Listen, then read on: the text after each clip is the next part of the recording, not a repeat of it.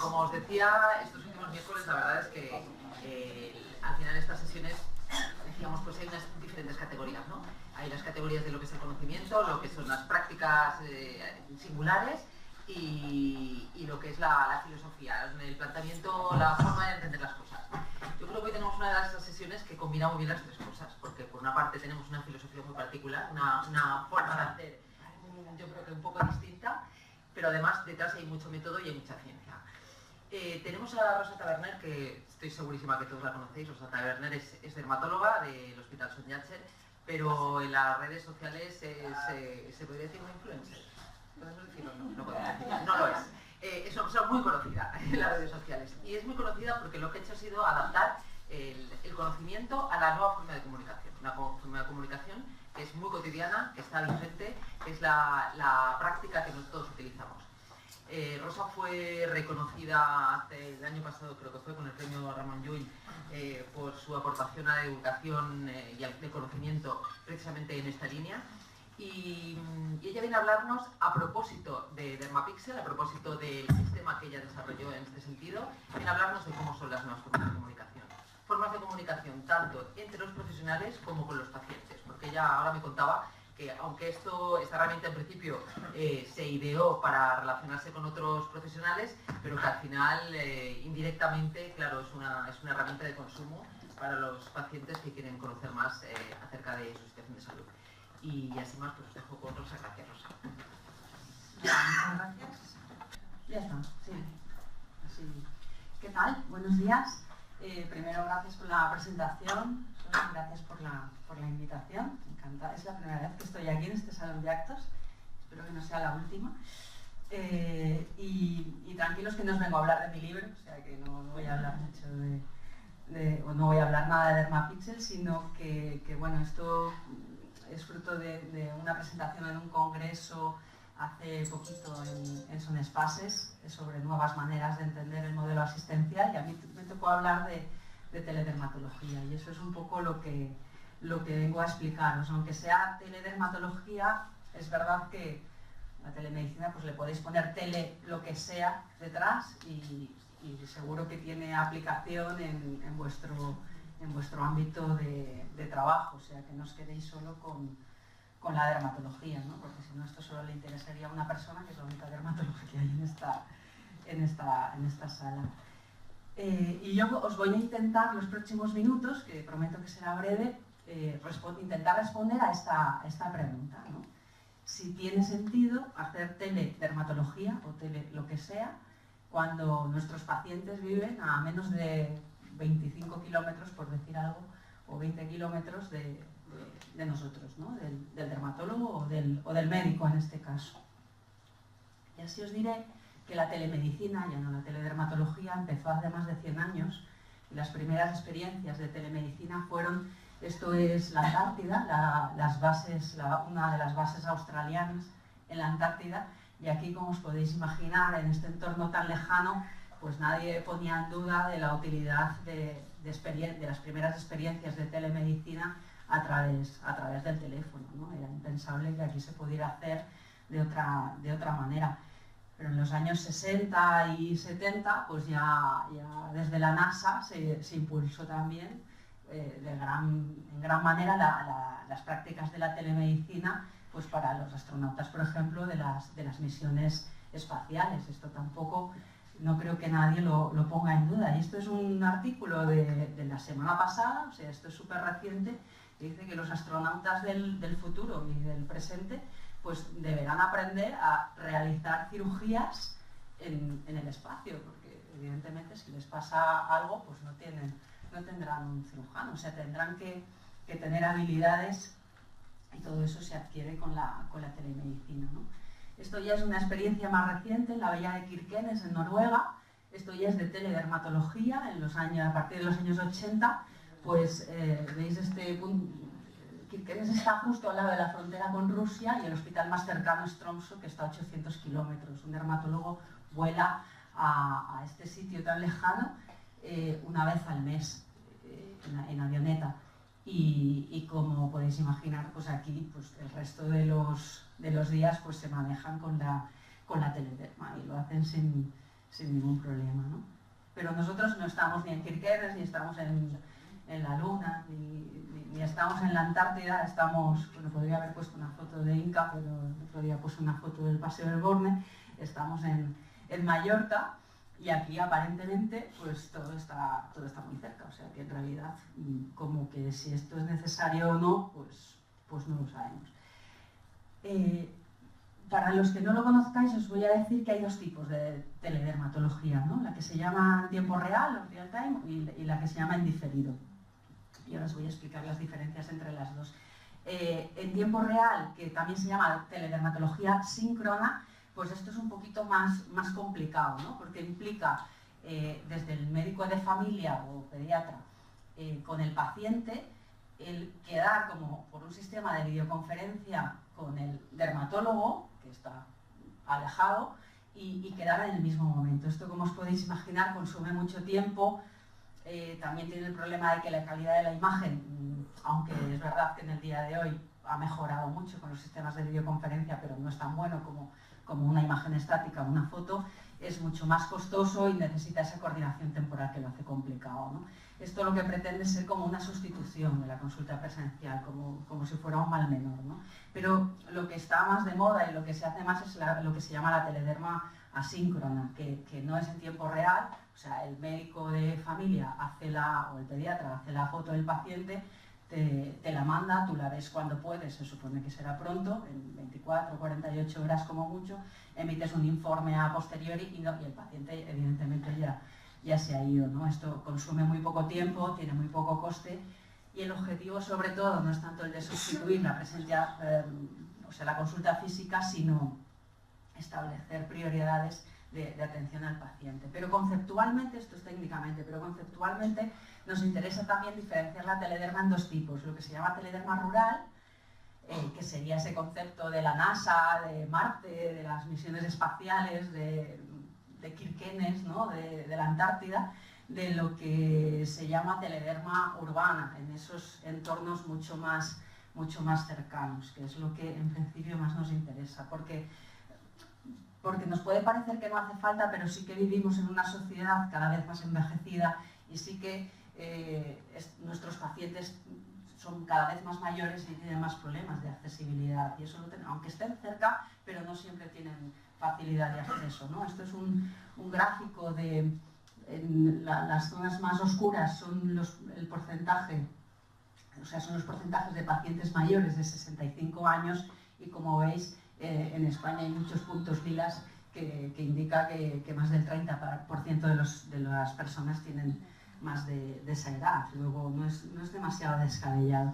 Y yo os voy a explicar la historia de la teledermatología retrocediendo un poco en el tiempo y repasando no la parte técnica, sino la evidencia científica, ¿no? La evidencia, pero de manera muy resumida, no os asustéis, no os voy a poner artículos, y porque os quiero explicar que la telederma y la telemedicina en principio también ha tenido estas tres fases diferenciadas, y eso es en base, pues si miramos los artículos del PubMed, podemos ver estas tres fases, desde el 96 más o menos, que es cuando empezaron los proyectos serios, hasta el 2005, en que la telederma era una cosa que demostró una fiabilidad importante, una validez, una eficiencia.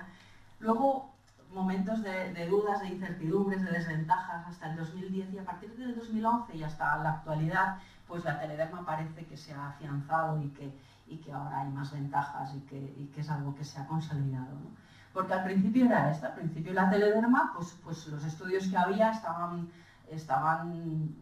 basados y así lo hacían en demostrar su elevada fiabilidad y su exactitud. Es decir, y esto nosotros también nos animamos, porque hacíamos telederma hace más de 10 años en Sonjatcher, en escribir artículos demostrando eso, ¿no? Que en ese momento los pacientes los veíamos a todos luego in situ en la consulta y permitíamos establecer estos niveles de concordancia. Diagnosticábamos mejor con una foto que no a lo mejor el médico de familia con el paciente delante. Luego era una cosa que parecía que sí, que servía para algo. Pero lo que pasa con todos estos proyectos piloto y todas estas cosas tan bonitas, que la prensa enseguida se hace una rueda de prensa, ¿no? Cuando hay estas cosas y vienen todos los directores médicos y los gerentes y tal, y luego de repente desaparecen, ¿no?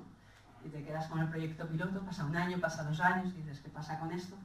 A nosotros lo que nos pasó es que vino la gripe A y con eso ya como que se tenía que acabar el mundo, pues íbamos a morir todos, como bien sabéis, y entonces pues ya el proyecto piloto se cerró porque íbamos a morir, como os digo, y ya está, y se acabó la telederma en Son Jesse. Ahora estamos intentando retomarla con, no sé, ciertas dificultades. Seguimos un poco en ese avance de la evidencia y aunque realmente era algo que era fiable y era eficaz, la telederma en tiempo real, o sea, la de la videoconferencia, en realidad evitaba más consultas presenciales que la otra, que la síncrona, pero era más cara. Es que incluso era más cara montar un sistema de videoconferencia de estos que una consulta presencial. Entonces decías, hombre, ¿para qué me voy a molestar si me cuesta menos que venga el paciente? Y solo fue coste eficaz, esto estamos hablando de 2001, si el paciente vivía a más de 50 kilómetros del dermatólogo. Entonces sí que era coste eficaz.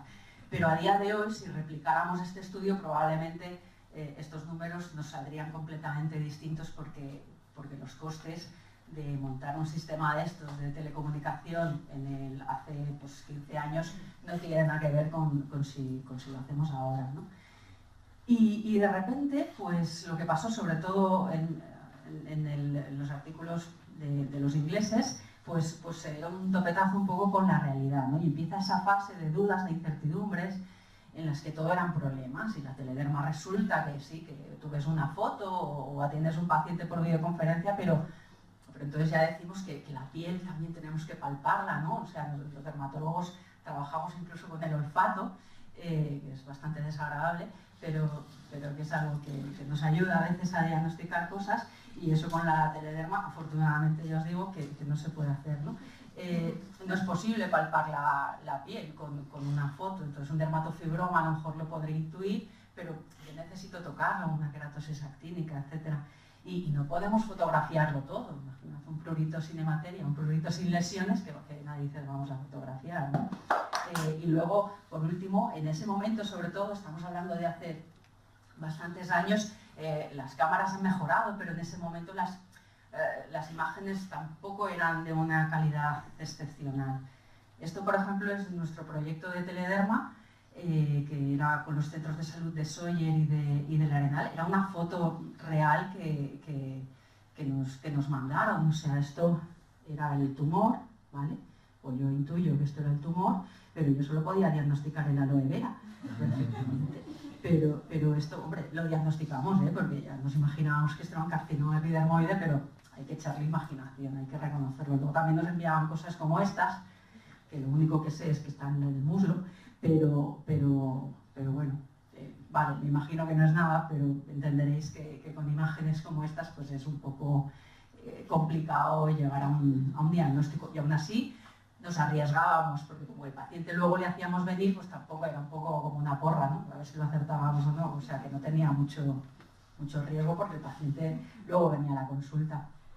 Y luego, en esa fase de incertidumbre, pues había quien decía, y eso es real, pero es que la telederma, claro, el médico de familia o el pediatra hace la foto de algo en concreto, ¿no? Y es lo que tú ves, pero tú no ves a todo el paciente, se focaliza la atención en una sola lesión o en unas pocas lesiones, pero pierdes la globalidad del paciente. Eso es real, y eso no pasa solo en telederma, eso pasa en la consulta cuando el paciente viene por esto y tú no le desvistes de arriba abajo y no le ves la uña del pie o no le ves el melanoma que a lo mejor tiene en el muslo porque tú no has tenido a bien desvestirle, pero realmente en telederma también pasa. Este, por ejemplo, es una foto que también nos mandaron de una queratosis actínica hipertrófica en el dorso de una mano. Se ve perfecto, la foto es fantástica, maravillosa, pero como os he dicho, luego el paciente venía a la consulta para establecer esa concordancia y el melanoma lo tenía puesto en la cara. A eso no le habían hecho la foto, lo diagnosticamos porque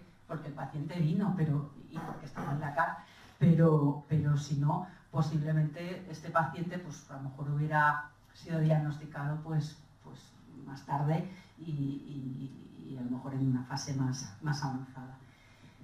Y seguimos con artículos y seguimos en esa fase así de dudas. Los ingleses eran muy pesimistas y decían, pero es que si derivamos a todos los pacientes mediante telederma, solo evitamos, solo entre comillas, evitamos el 20% de la consulta presencial. Luego no es un sistema eficiente y además en la derivación supone hacer una foto, mandarla. Eso ya sabéis que en medicina de familia si algo no sobra es tiempo y es mucho más rápido hacer un volante que no hacer una foto y poner en marcha el sistema, ¿no? Y eso es verdad, no evitamos, no hacemos que el paciente de repente tenga que dejar de venir. Pero lo más demoledor era esto, lo más demoledor era que llegaron a la conclusión que la telederma no disminuía las listas de espera, y ahí lo dejó, ¿vale? Entonces ya esto, de cara a venderlo a los gestores, al menos a corto plazo, ¿eh? Porque a largo plazo el tema cambia un poco, pero a corto plazo o a medio plazo no parece que el implantar un sistema de tele, lo que sea, que disminuya las listas de espera.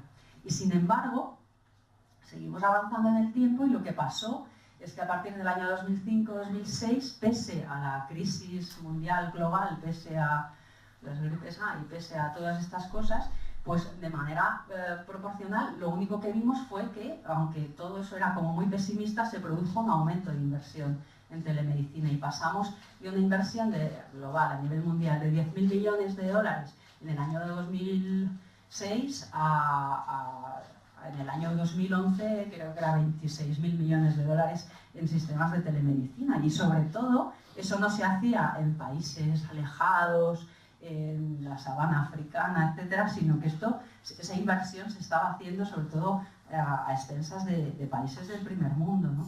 Y entonces llegó otro inglés, esta vez un poquito más optimista en cuanto a esto, y el señor que se llamaba Burdick, y en 2011 vaticinó esto, dijo que el tren de la teledermatología había llegado y que podíamos hacer tres cosas. Podíamos subir a bordo, podíamos apartarnos o podíamos ser atropellados. Y con esto tan tajante, pues cada dermatólogo tomó su camino, ¿no? Yo me subí por si acaso. Y en España, ¿qué es lo que pasó? Pues que a partir de 2009, y repito, pese a la crisis que era acuciante, entre 2009 y 2014, los centros de telederma en nuestro país, menos en Baleares, pero en el resto del país, se han triplicado y de 25 centros, de 25 hospitales que hacían telederma, en muy pocos años se pasó a 70 y esto todavía está aumentando más. Y además, 3 de cada 4 centros precisamente cumplían esas características que os he explicado de telederma urbana. Estaban a menos de 25 kilómetros de sus centros, digamos, de sus centros de salud, ¿no? Y desde el año 2012 esto todavía es más evidente y apenas se montan proyectos, vamos, si es que se ha montado alguno, yo no lo conozco, de telederma rural, digamos, de telederma aislada, ¿no? Sino que todo lo que se monta, prácticamente todo lo que se monta es telederma urbana.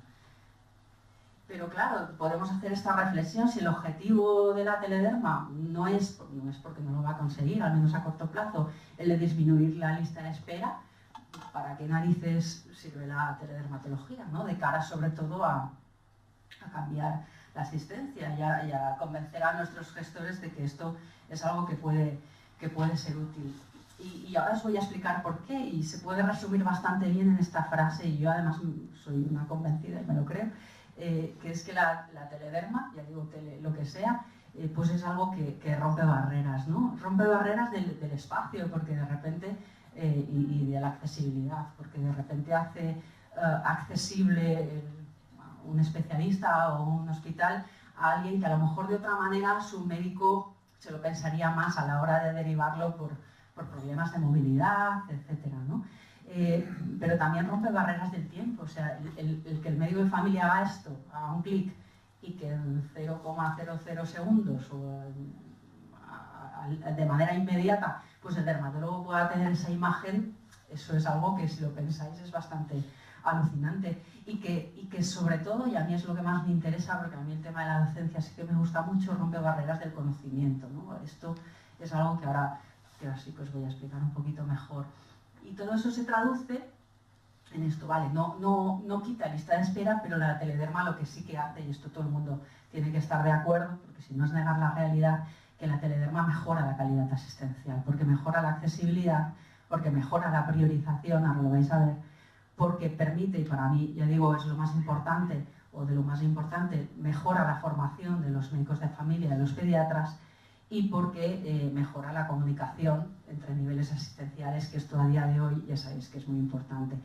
La formación de médicos de familia, ¿cómo la puede mejorar? Hombre, si un médico de familia tiene una lesión de la que duda, manda al paciente de manera convencional, lo veremos al cabo de 2, 3 meses, la lista de espera que tengamos, o al cabo de un mes, si lo manda preferente, y luego el paciente es atendido y luego va con un informe, pero que a lo mejor han pasado 2 meses más, pues seguramente al cabo de 6 meses, cuando ese paciente vuelva al médico, el médico no se acordará exactamente de cómo era esa lesión, ¿no?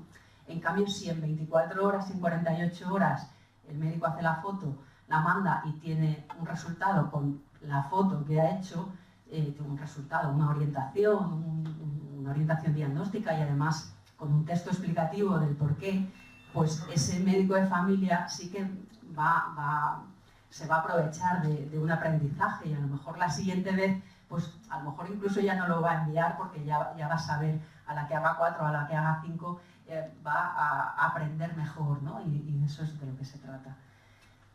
Y os pondré un ejemplo que es real, ¿vale? Pues el típico volante de la típica derivación de medicina de familia. Mancha negra que aumenta de tamaño. Ostras, ya, o sea, si uno lee esto, pues ya como que de entrada saltan las alarmas, ¿no?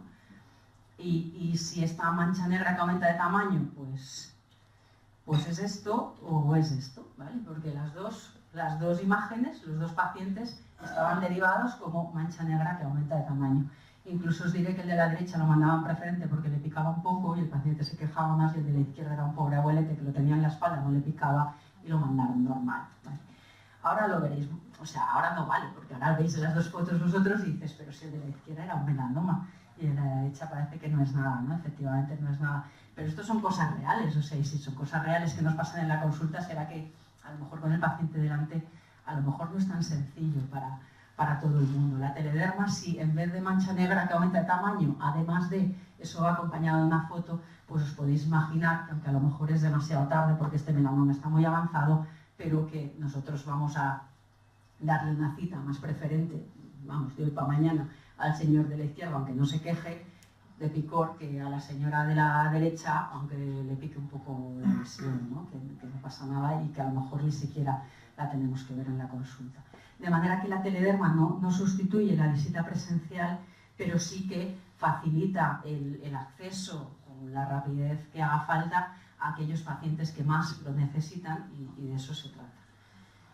Y para eso tenemos que seleccionar un poquito bien a los pacientes. Hay sistemas de telederma que lo que hacen es lo que os he dicho antes, mandarlos a todos. Eso casi es disuasorio, porque da tanta pereza al médico el hacerle una foto a todos los pacientes que va a mandar al dermatólogo, que al final se lo piensa un poco, ¿no? Es incluso a veces hasta peligroso. Nosotros pensamos que lo más lógico y con una formación adecuada no se tienen que mandar a todos los pacientes, sino mediante este sistema, sino pues pacientes que se puedan beneficiar más, ¿no? Aquellos pacientes con una movilidad reducida, aquellos pacientes que a lo mejor no los tendremos que ver igual, porque los tendremos que ver, pero con una patología aguda urgente o más preferente, un paciente con una eritrodermia, un paciente con una dermatosis inflamatoria importante, que a lo mejor lo vamos a ver rápido así y ya vamos a poder dar 4 recomendaciones, incluso de tratamiento, de exploraciones complementarias para optimizar mucho mejor esa primera visita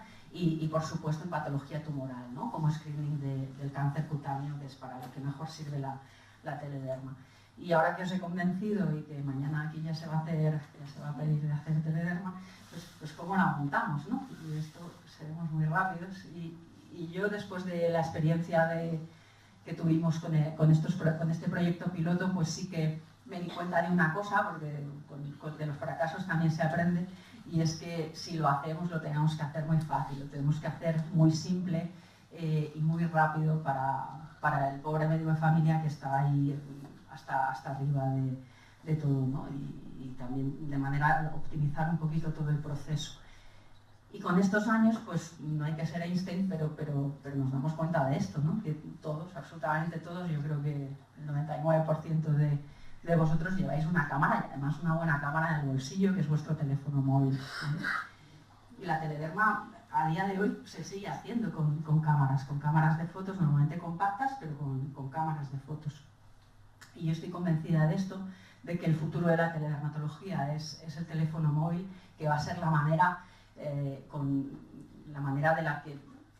la que va a permitir esa dinámica mucho más sencilla, en vez de una cámara, después pasarla al ordenador. Eso es tiempo, y en cambio si lo conseguimos hacer con una app va a facilitar mucho el proceso. Eso no es fácil, pero se puede hacer. Si se puede hacer, yo creo que se tiene que intentar. En ese proyecto piloto, en el Centro del Arenal, llegó un momento, al principio sí que participaba mucho, llegó un momento que no mandaban fotos, ¿no? Y dijimos, ostras, ¿qué pasa, no? Porque después de varias semanas o incluso un mes no mandaban ninguna, les llamamos y digo, oye, que ya no mandáis pacientes con telederma. Ah, sí, es que hemos perdido el cable. Los querías matar y dices, joder, ya te compré uno.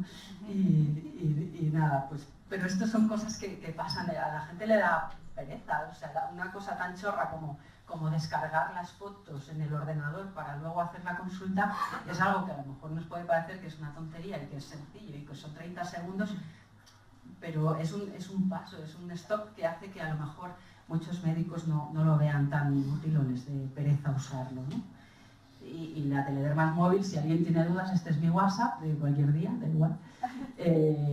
Y que, bueno, familiares, amigos y no tan amigos, que no sé cómo han conseguido mi teléfono, pues que vamos, está claro que el futuro de la telederma es móvil, y si lo hace la gente de a pie, pues porque no tenemos que hacerlo nosotros, pero de una manera legal, porque esto ya lo sabéis que es absolutamente ilegal. Y con esa idea, pues en Sonjatcher hemos empezado a diseñar, prácticamente está terminada, la app de telederma, que en este caso lo bueno que tiene, o pienso que lo bueno que tiene, es que es modulable hacia otras, pone telederma, pero será tele lo que sea, de manera que se puede adaptar a cualquier especialidad que lleve imagen de por medio, y yo confío que esto pueda ver la luz, porque ahora al menos desde la gerencia de primaria lo han establecido como una prioridad, y yo entiendo que será algo que ahora iremos avanzando, porque hace ya 2 años que estamos con la maldita app, que está hecha, pero que tenemos unos ciertos problemas del mundo real, porque nosotros somos muy frikis y somos muy flipados, y nos parece que esto es fantástico, y de que el médico pueda llevar en su móvil y logueándose y salvando todos los temas legales, evidentemente,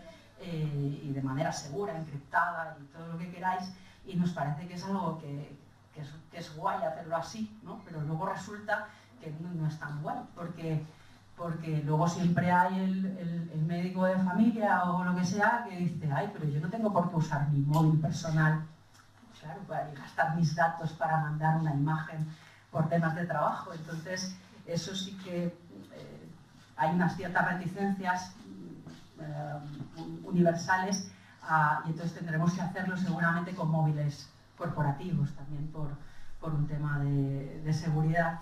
Tener móviles corporativos implica tener de nuevo un móvil por centro. De manera que nos da un poco de miedo que de la misma manera que se perdió el cable, que esta vez se pierda el móvil, que tendrá que estar bajo llave, y que a lo mejor la mayoría de médicos les va a dar pereza también a la hora de ir a buscar el móvil que está en un cajón bajo llave. Ese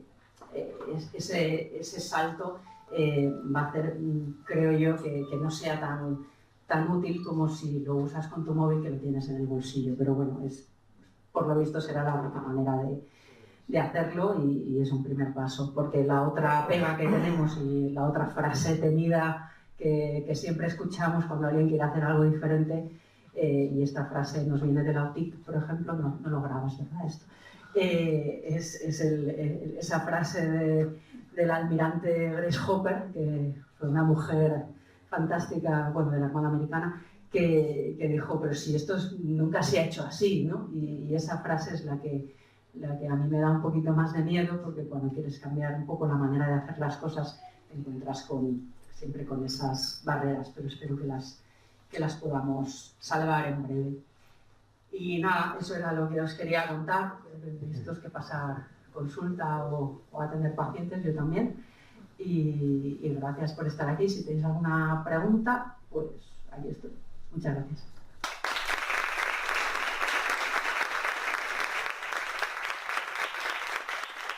Gracias.